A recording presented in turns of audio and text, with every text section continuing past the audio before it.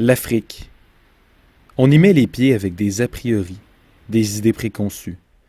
Parce qu'on traîne avec nous notre expérience, notre propre conception des choses, nos propres limites. Puis, les paysages nous bouleversent, les gens nous accueillent, la transformation s'opère. Nous devenons quoi? Amoureux?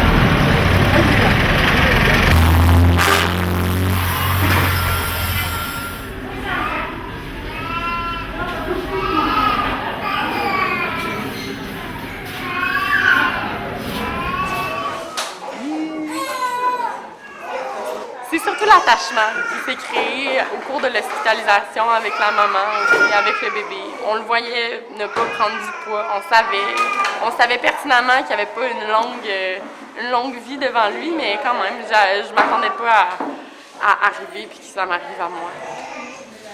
Bonjour papou! Maladette? Ça va?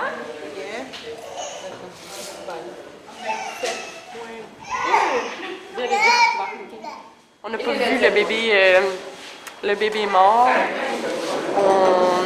C'est ça. C'est la première fois vraiment que je vis quelque chose de si profond. Mais ces enfants-là, les mamans, elles s'en occupent bien. Les préjugés par rapport aux enfants handicapés sont moins grands qu'avant. Ils les attachent plus à des arbres, mais quand même, c'est quelque chose de gros. Ici, il n'y a pas, comme au Québec, la réadaptation pour les enfants, disons, qui ont un retard de développement physique. Donc, des enfants de 2 ans qui sont incapables de s'asseoir ou des choses comme ça. Ici, on ne peut pas les traiter. Donc, on les alimente comme on peut. On essaie de les maintenir en vie. Ça va. Ici, au Sénégal, ça s'appelle des nids de coubol. Donc, un peu la personne déficiente, là, mais sont très stigmatisées. Là. C'est comme. C'est pas des personnes qui seront utiles à la société. Et c'est un peu ça. Les gens qui. Quelqu'un de 25 ans qui ramène un salaire à la maison, on va beaucoup plus le pleurer qu'un enfant de 5 ans qui meurt parce qu'on va pouvoir en faire un autre.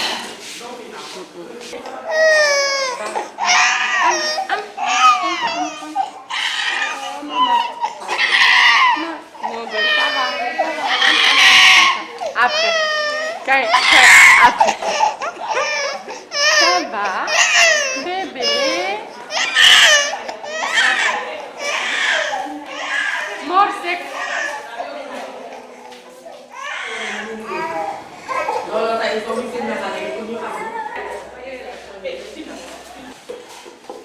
On fait bouillir l'eau.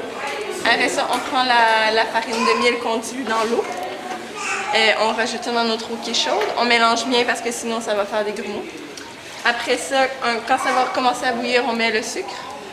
Après, on attend une dizaine de minutes le temps que ça fasse un beau gel, que ça épaississe bien. On retire du feu, on attend que ça refroidisse un peu et puis on ajoute du lait. C'est ça la recette. Tout ça, c'est la cuisine. Là, il y a les mamans qui sont là. Tout à l'heure, vous allez voir, il va y en avoir beaucoup. Ils ont des chaises. Puis ça jase. Les enfants, ça crie, ça pleure. C'est dynamique. Baku? Bisa. Aku buat kamera.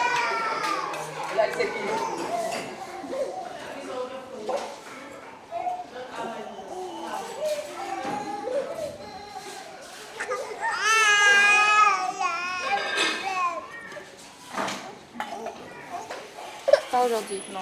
Dem. Nyata dem. Nya.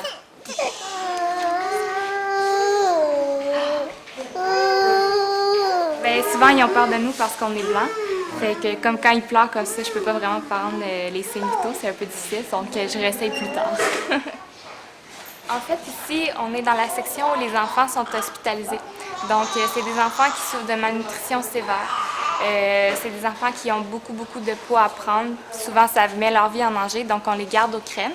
Cet enfant-là, il a une malnutrition sévère, contrairement aux enfants qui sont de l'autre côté en externe, qui peuvent venir juste une fois par jour pour prendre un peu de poids, puis qu'il n'y a pas vraiment de danger pour leur santé immédiatement. Voilà, tutti, voilà, bubar. Tutti.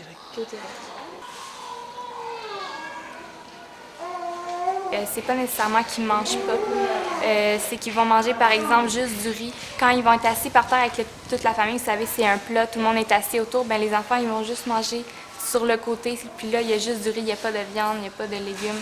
Donc, c'est pas un problème d'absence de nourriture, c'est vraiment... Le problème est au niveau de ce qu'ils mangent. Ils ne mangent pas d'aliments qui sont nutritifs. Dans le fond, ce qu'on veut, c'est que les mamans y apprennent à alimenter leurs enfants. Donc, c'est aussi un apprentissage. C'est pas seulement pour que l'enfant prenne du poids.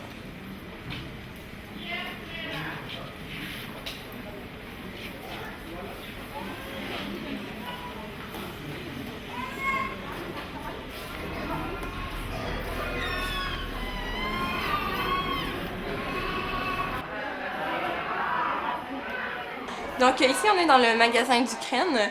C'est ici qu'on entrepose toutes les denrées qu'on a besoin. Ensuite, ici, on a les plums peanuts. C'est les sachets qu'on a ici. C'est dans de l'UNICEF aussi. C'est de la pâte d'arachide avec de la graisse végétale et du sucre. Dans le fond, un sachet comme ça contient 500 calories, donc la densité énergétique est très bonne. Moi donc, son bon goût, il paraît que t'aimes ça. Mais moi, j'aime bien ça. Oui, je trouve ça bon. Mais les avis, c'est partagé. Comme les autres stagiaires, ils n'aiment pas bien ça. Mais moi, des fois, j'aime bien ça dire « Ah, Bernadette, je peux-tu prendre un plumpy parce que j'ai faim? » Mais moi, je peux goûter. Tu veux-tu y aller? Moi, j'aime bien ça.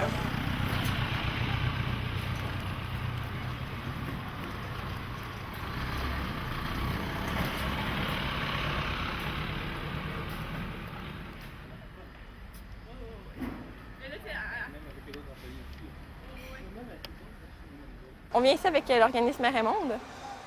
Donc, on avait 4 fins de semaine de formation. Puis, on parle vraiment beaucoup aussi de la culture, du choc culturel, de toutes les facettes du voyage, du stage aussi. Puis, parler aussi des réalités de la vie au Sénégal. De s'enlever aussi l'illusion des médias qui nous envoient à la télévision au Québec. C'était mon baptême de l'air quand je suis venue à Dakar. Un petit 11 heures de vol pour commencer.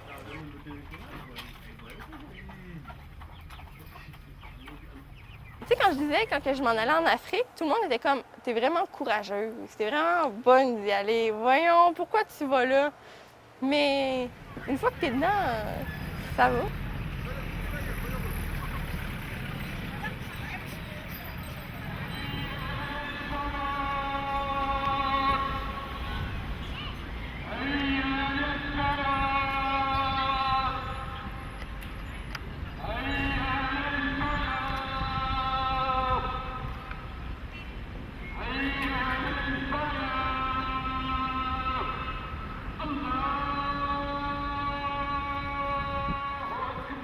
En fait, c'est un son qui est en fond en permanence au Sénégal, je dirais.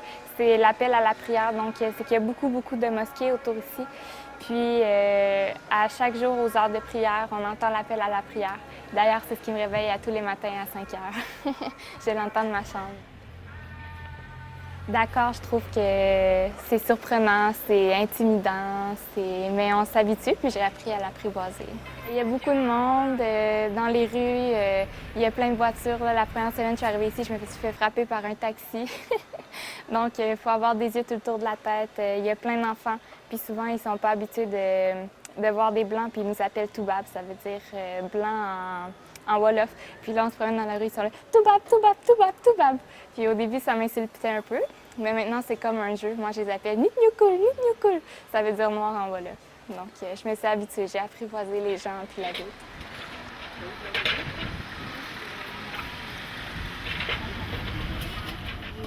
Tout ce qui est les croyances un peu magico-religieuses que j'ai moins retrouvées dans mes autres voyages. Les gens qui croient en les marabouts, les esprits. Je suis beaucoup en contact avec ça dans ma famille. Je suis même allée rencontrer un marabout. Donc, Qu'est-ce qui s'est passé? Ben, il m'a dit de donner 1000 francs, ça coûtait 1000 francs. Puis là, j'ai parlé à mon 1000 francs pour lui demander ce que je voulais, puis je lui ai donné. Puis il m'a dit qu'il fallait que je tue un poulet, que j'achète 5 kilos de sucre, puis que je lui donne, puis qu'il allait les donner à Dieu pour que ça se réalise. Donc, des choses comme ça, c'est... Moi, j'y crois pas, mais je trouvais ça intéressant de vivre l'expérience, là, parce qu'il y a vraiment des gens qui croient à ça ici. Tous les enfants ont des gris-gris ici. Par exemple, mon petit frère a 3 gris-gris. Il y en a un au poignet, un à la cheville, puis un dans le cou. C'est supposé éloigner les djinns qui appellent, c'est un peu les génies. C'est comme des mauvais esprits. Les mamans, ils pensent que s'ils coupent les ongles des enfants, les enfants vont devenir voleurs. Donc, c'est une croyance qui influence la santé. C'est aussi le cas, par exemple, avec les œufs. Si on donne des œufs à un enfant, ils vont devenir muets. Donc, souvent, les mamans, ils vont pas donner d'œufs aux jeunes enfants, alors que c'est plein de protéines. Puis, on sait que la malnutrition, c'est un problème quand même assez fréquent ici. Donc, ça vient influencer la santé beaucoup. Nous, ça vient un peu nous heurter parce qu'on se dit, ben cet enfant-là, il va pas bien se rétablir si on fait pas les choses dans l'ordre. Mais ici, c'est comme ça.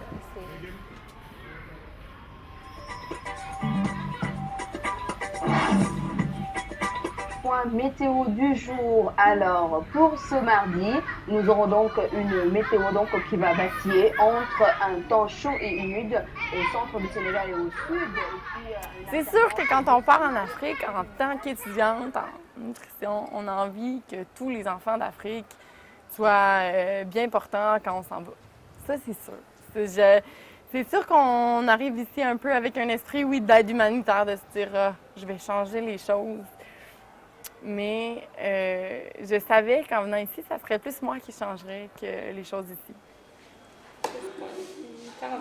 C'est fini, Jasmine. Merci.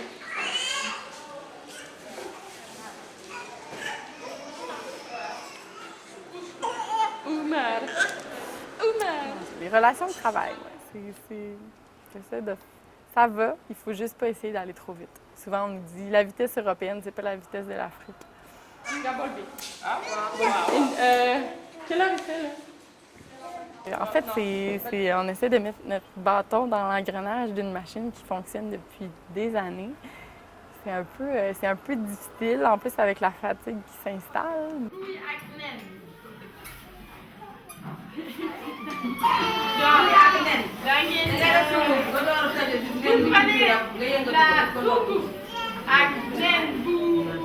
Comment on dit on casse l'œuf dedans.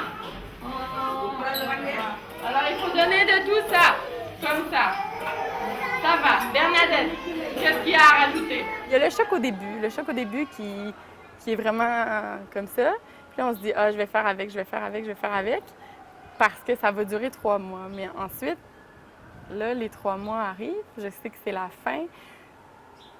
Mais je suis un peu dans mes pantoufles, mais je me rends compte que mes pantoufles, je les aime pas tant que ça. Dans notre formation avec l'ACDI, on a eu ils nous ont expliqué une expression qui s'appelle le cultural fatigue. Donc, avec la métaphore des icebergs de la culture, plus on laisse pas... En fait, pour pas être fatigué, il faut laisser entrer les interculturels, les accepter et pas... pas nécessairement les accepter, mais les laisser entrer puis essayer de les comprendre au plus profond de notre iceberg à nous pour essayer d'aller dans le leur. Sauf que quand on devient fatigué, quand on s'ennuie un peu de la maison, c'est là qu'il y a choc culturel. Donc, plus il y a des chocs, plus on devient fatigué.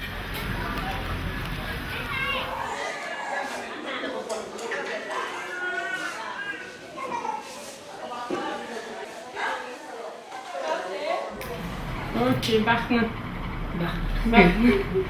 Bon, nous on veut une photo avec vous, hein. Là, par exemple, on est dans le tourneur. On prend une photo. On dit aux gens importants, attendez, on va prendre une photo. Voilà. Merci. Voilà. Et on va s'ennuyer, là. Là, j'ai une petite émotion, là.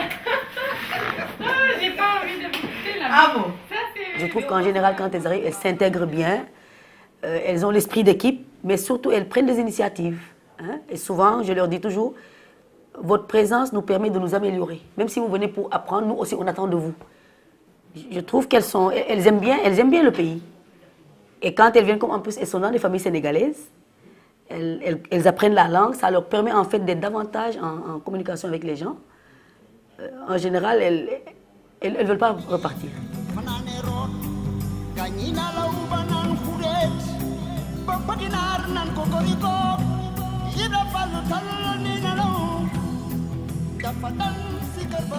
On dit que l'Afrique, soit on en tombe amoureux, soit on déteste.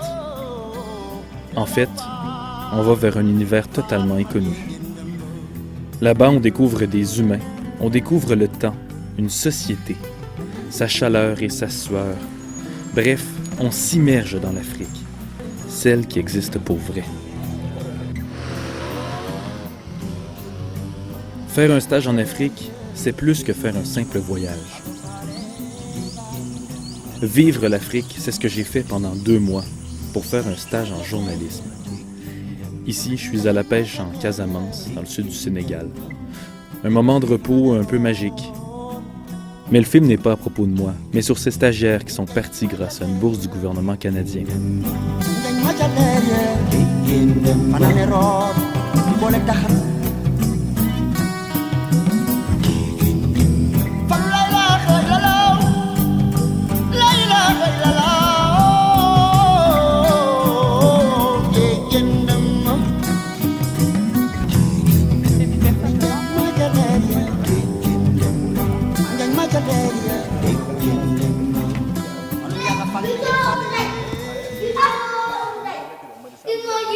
Assalamu alaikum.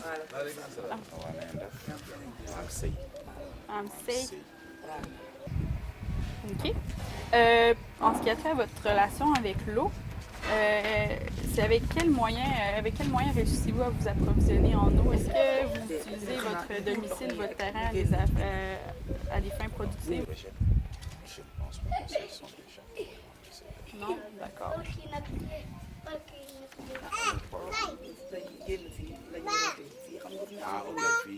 Qu'est-ce que vous avez dit? Le problème, c'était, c'est Fatima. Ouais. Ici, c'est le lac Ouarouaï. Le lac Ouarouaï, c'est un des lacs qui est devenu un des bassins de déversement pour le drainage des inondations dans la ville de Dakar. Avec justement tous les coliformes, les phosphates, il y a beaucoup de plantes qui se sont développées dans le lac. En fait, c'est un lac parce que on retrouve beaucoup d'eau, mais c'est pas un lac comme on l'entend où on peut se baigner, faire du canot, je sais.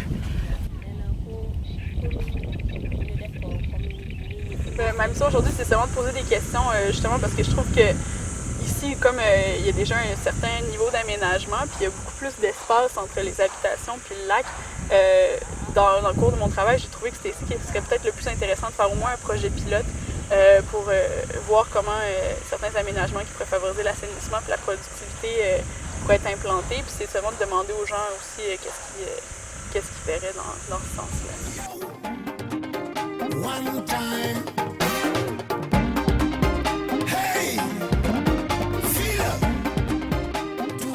Actuellement, il y a le projet de recherche sur les inondations.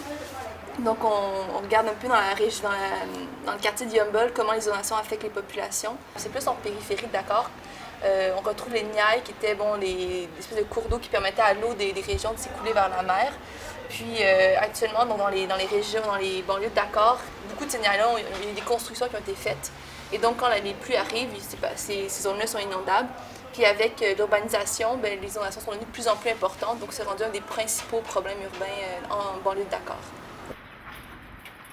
Il pleut pas tant que ça, mais l'impact est extrêmement grand. Les rues, rapidement, il y a de l'eau partout. Puis t'es comme, mais d'où elle vient? Puis elle s'évacue mal. Puis je pense que la concentration des eaux, on voit ça aussi, tu sais, quand il y a des grosses pluies à Montréal aussi, ou à Québec, tu le vois. Neige, en fond, c'est la gestion de l'eau, la quantité avec le peu de temps, c'est ça qui est difficile à gérer. Donc nécessairement, ça bouche les rues. Puis...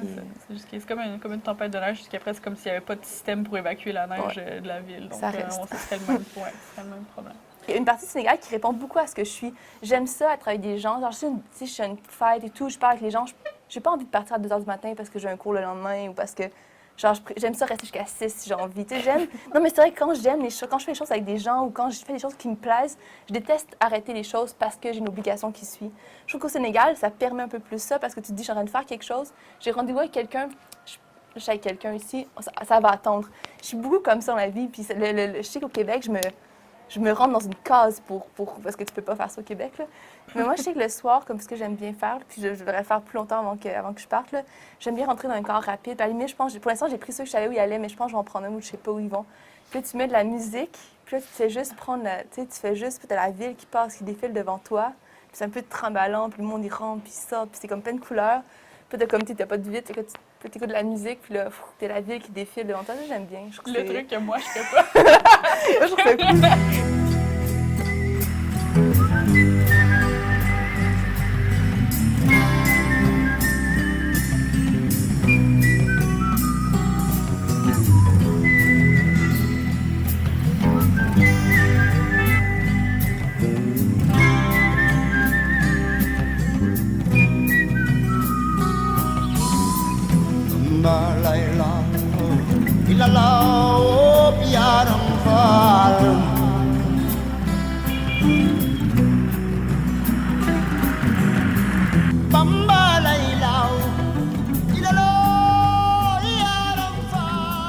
D'ici 5 ans, on va voir apparaître environ 2000-2600 habitations.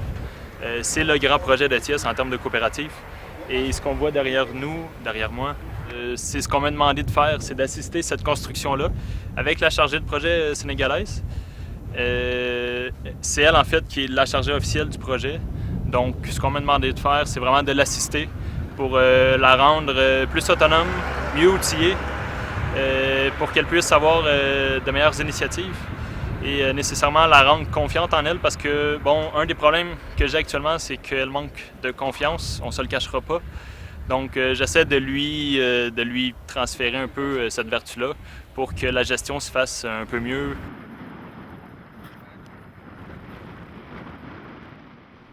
Ici, il n'y a pas si longtemps, se trouvait une immense forêt de manguiers, rasée pour pouvoir accueillir un projet résidentiel. Au milieu de cette plaine désertique, une mosquée est en construction. La première étape du chantier, la construction des bureaux de la coopérative, est co-dirigée par Yann, qui nous rappelle que l'Afrique, c'est aussi des déceptions. On est mardi, personne, qu'est-ce qui se passe? Bon, on est mardi, il est 15h30, c'est le Ramadan. Le Ramadan a un des grands problèmes que j'aime à vivre. Donc, nécessairement, les travailleurs commencent leur journée vers les 10h le matin, puis ils vont terminer comme aujourd'hui, ils vont terminer vers les 15h30, 16h. Mais là, malheureusement, ils ont déjà terminé leur journée. Et ce qui arrive, c'est ça, c'est que bon, ils nous disent qu'ils sont fatigués, bon, ça se comprend avec le jeûne et tout. Donc, nécessairement, quand tu as des résultats à rendre au bout de la ligne, par exemple, on doit livrer ce chantier-là le 16 août. On est aujourd'hui le 29-30 juillet. On parle de 2 semaines. Je peux te dire que je suis extrêmement déçu parce que je vais partir puis ça ne sera pas terminé. Ils m'ont donné le coffreur à manquer de bois, donc il a commencé à démolir la roulotte de chantier pour faire ses coffrages. Donc, c'est des imprévus. C'est des irritants aussi parce que du coup, tu arrives le lendemain puis tu n'as plus de roulotte de chantier où t'es installé pour travailler. Donc, qu'est-ce qu'on fait? Sous le soleil et voilà donc.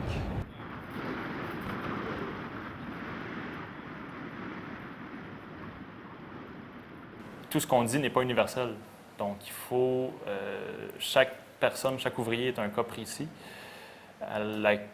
auquel on doit adapter notre discours pour en venir à notre but qui est de justement reprendre des travaux ou autres. J'allais dire, il n'est pas seul sur le chantier. Il suit le chantier avec la chargée de projet qui est sénégalaise. Donc, on peut... le plus souvent, on bute sur le mot « contraindre ». Ouais. On a réfléchi sur la charte. On réfléchit sur la charte, on dit comment contraindre les membres à. Moi, je dis pas contraindre, mais convaincre. Parce que c'était ça, c'est un problème de pédagogie. Ici, vous passez par la contrainte, vous n'aurez rien. Il faut convaincre le maçon, un autre, à faire ça. Donc, ils travaillent avec la chargée de projet, ils vont convaincre, quelquefois même par l'acte. Par exemple, on leur a demandé de refaire quelques colonnes de béton qui avaient été coulées, un peu trop densantes à notre goût. On a tenté pendant un bon 2-3 heures de faire entendre à l'ouvrier qu'il devait vraiment démolir et recommencer, ce qui n'a pas fonctionné. Donc, au bout... Et tout ce travail-là, il faut dire qu'il est toujours fait en collaboration avec la chargée de projet sénégalaise, qui est une fille et qui, je crois que oui, ça peut influencer le travail, tu me corriges. mais nécessairement, ensemble, on n'est pas arrivé. Donc, le moyen que j'ai trouvé, c'est de moi-même prendre le marteau puis commencer à démolir moi-même.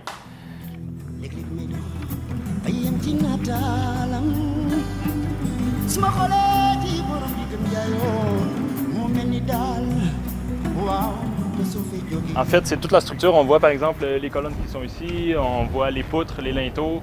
On voit que tout ça est dansant, tout ça a été mal vibré, tout ça a été fait un peu à la va-vite, avec des recettes de béton typiquement sénégalaises, là où on trouve beaucoup trop d'eau, ce qui fait qu'on voit des fissures apparaître et tout.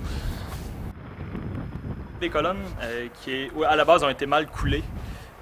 Donc, on a dû refaire faire les travaux. Donc, ça implique de la démolition et de la reconstruction. Ce qui arrive, c'est que, par exemple, cette colonne-là, comme plusieurs autres colonnes, a été coulée complètement désaxée par rapport à la poutre. Donc, quand les ouvriers sont arrivés plus tard pour faire le coffrage de la poutre, il n'y a plus rien qui fonctionnait. Donc, nécessairement, ça a impliqué que, comme par exemple, ici, on a démoli la moitié de la colonne, étant donné que c'est ce qu'on a réussi à négocier avec eux. Mais à d'autres endroits, on a vraiment dû démolir au complet. Donc, c'est certain que c'est des trucs qui auraient pu être évités dès le départ, ne serait-ce que par une meilleure qualification de la main-d'œuvre, on ne se le cachera pas, mais ça fait partie des aléas ici. Donc, démolition, reconstruction pourrait avoir un meilleur résultat. Est-ce que tu en as d'autres des déceptions ici? Des déceptions? Est-ce qu'on parle au niveau chantier ou... Même au niveau personnel. En général? Ben, tu sais, c'est certain que c'est mon troisième voyage mission ou bref, troisième trip au Sénégal. Niveau personnel surtout, là, la question des relations, je m'étais fait des amis que je croyais être des amis, là. Mais finalement, ben non, c'était pas des amis, c'était juste une relation qui était basée sur l'icône du Toubab, l'icône du blanc. Donc le blanc qui est là pour nous donner de l'argent, nous prêter de l'argent, l'icône qui est là pour éventuellement nous permettre d'avoir un visa canadien ou je sais pas quoi, tu sais. Difficile de ne pas les remarquer. Ils sont sournois, malveillants. Ils deviennent agaçants, voire décourageants. Ce sont les irritants culturels. Alors, nos attentes peuvent devenir nos propres pièges. La déception, c'est possible. Nous devenons impuissants devant cette culture si différente de la nôtre. Mais que faire de ces différences? On dit souvent que l'Afrique, on aime ou on déteste. Finalement, les différences, soit on les accueille, soit on les rejette. Un peu plus loin sur ma route, j'ai rencontré des filles qui, comme moi, sont tombées amoureuses de l'Afrique.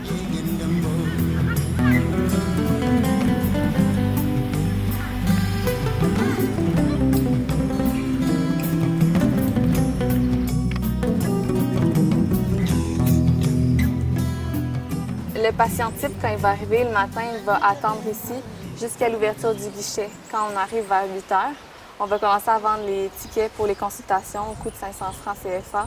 Puis après, ils vont obtenir un numéro, le numéro qui permet d'accéder à la consultation avec Hyacinthe.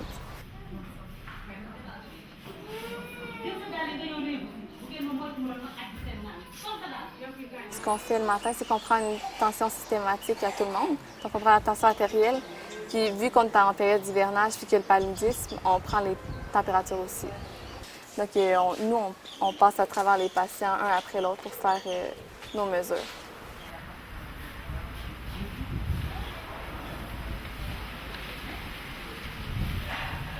On est dans des zones où l'analphabétisme est encore présent et donc la conscience même de la maladie n'est pas très développée comme dans les centres urbains ou dans les grandes villes. Alors donc, ce décalage, je crois que les stagiaires le vivent, ils le vivent bien là, en fait. Hein. C'est un vrai choc pour eux de voir que quelqu'un, par exemple, qui traîne un panari ou un mal, un quelconque problème de santé, il va d'abord voir un guérisseur avant de venir à la structure de santé. Il va tenter d'abord une médication traditionnelle avant de venir ici.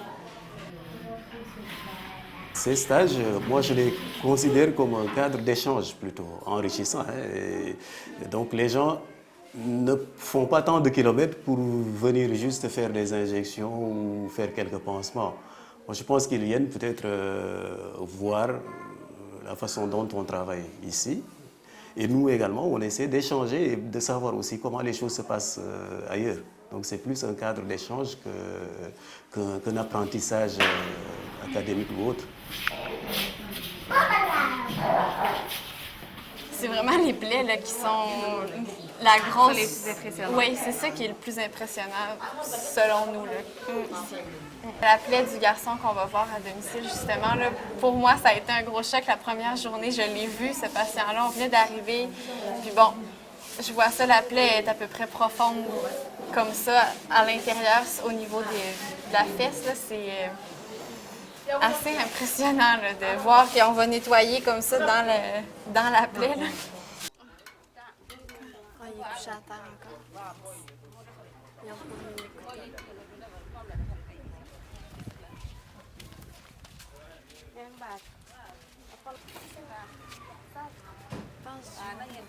Salam alaikum, Massour. Nan nga def. Est-ce qu'on a le salin? Oui. Le salin, il est dans le tambour. Dans le tambour. Je vais aller chercher.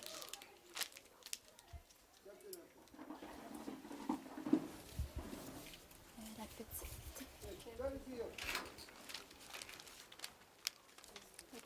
Inch'Allah. Basu Bachingon. Ah. J'en prends. Merci.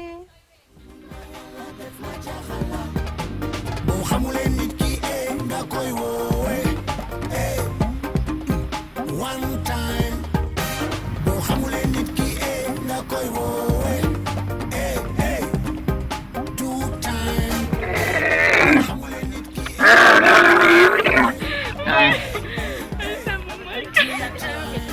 Vai, deu tudo, vai.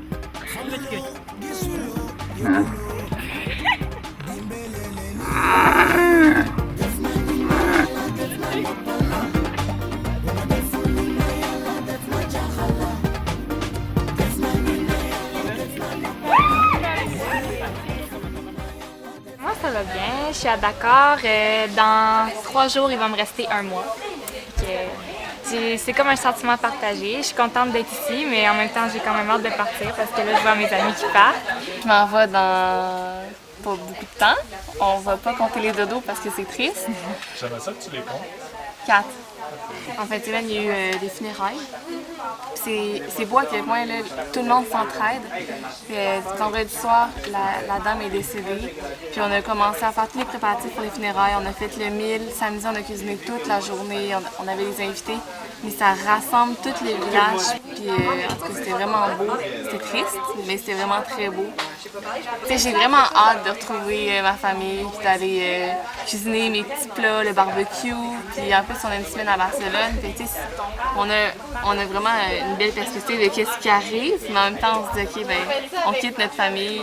Ça fait 2 mois qu'on est dans notre famille d'accueil. Puis nous, on est dans un tout petit village. Fait que tout le village est comme ma maison. Puis je me dis, je quitte vraiment beaucoup de personnes à qui on s'est attaché.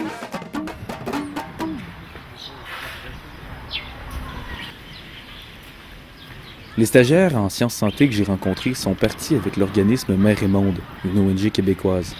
Le principe, pendant leur stage, les filles sont intégrées dans des familles sénégalaises. Oui, c'est la maman de mon papa. Est-ce que Prosper fait la Non. La famille sénégalaise devient, pendant l'instant d'un stage, leur famille. Le père devient papa, la mère maman, et les enfants des frères et des sœurs. Grand-maman Ndao. Ndao Sénégal et Ndao Canada. Ouais. Après 3 mois, elles deviennent imprégnées de la culture sénégalaise. Bonjour. Bonjour. Où sommes-nous? On fait ça avec des arachides. Ah, c'est pour le darim. Bon, fait qu'on a un avant-goût du repas de ce soir. Avec des pâtes d'arachide. Là, il y a les condiments qui sont là, avec le piment à l'ail, tout là, qui sont là. On a le petit brûleur pour quand on fait cuire des pâtes, quand on fait bouillir l'eau avec la vaisselle. Et le grand bidon avec l'eau qui est là pour la cuisine. Moi, comme ce que j'avais comme idée du Sénégal, c'est oui, la chaleur, l'accueil des gens, mais ce qui m'avait aussi frappée, c'était de constater qu'il y allait avoir vraiment une inégalité au niveau de l'homme et la femme. Le rapport entre l'homme et la femme est vraiment différent. Puis je pensais que ça allait vraiment plus me choquer que ça, que l'homme allait vraiment être pas supérieur, mais avoir des fonctions que la femme ne va pas avoir, ou que je trouverais la femme ménagère très soumise. Mais finalement, c'est pas du tout ça. Donc j'ai été agréablement surprise de constater que c'est très égal ici. Ils ont leurs tâches, mais c'est pas impoli un envers l'autre.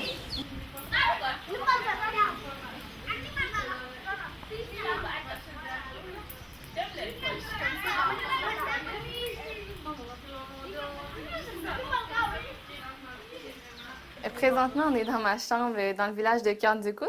Donc, c'est la chambre qu'on m'a attribuée à partir de mon arrivée au village. Donc, fait rentrer. Le filet, dans le fond, c'est pour se protéger des moustiques la nuit, dont les moustiques qui transmettent le palu. Donc, c'est super important. C'est sûr, ça fait un petit peu chaud la nuit, mais on est capable de survivre avec. C'est ma lampe de chambre. C'est ça.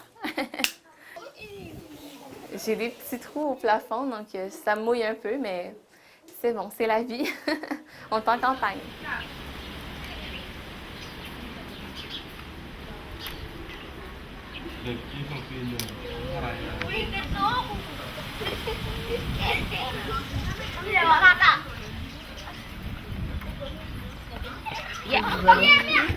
C'est ma deuxième maman sénégalaise.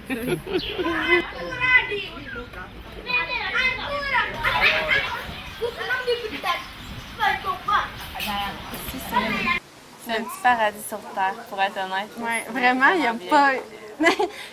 Autant il y en a qui nous parlent et qui disent « Oh mon Dieu, mais je peux pas m'imaginer... » C'est la catastrophe, comment ça se passe, leur expérience. Autant, il me semble que nous, on est arrivés ici, puis c'est comme si on avait toujours habité ici.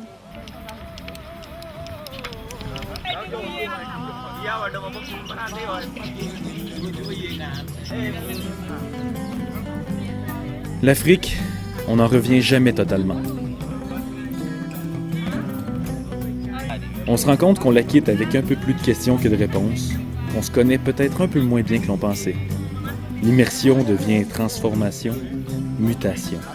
Le Sénégalais. Et le reste de notre vie, la suite du voyage.